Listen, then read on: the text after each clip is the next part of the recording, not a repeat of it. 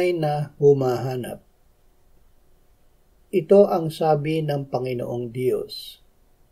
Narito ako mismo, ang hahanap sa aking mga tupa at sila'y hahagilapin. Ezekiel 34:11.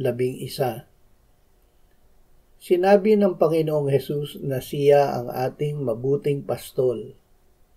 Siya ang isinugo ng Ama na hanapin ang kanyang mga tupa. Sinabi niya, sino sa inyo na may 100 tupa kung mawalan ng isa sa mga iyon, ang hindi iiwan ang 99 sa ilang at hahanapin ang nawala hanggang sa matagpuan ito.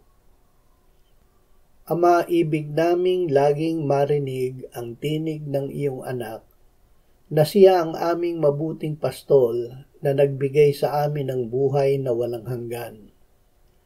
Salamat na dahil sa Kanya ay hindi kami mapapahamak at hindi maaagaw ninuman sa inyong kamay. Amen.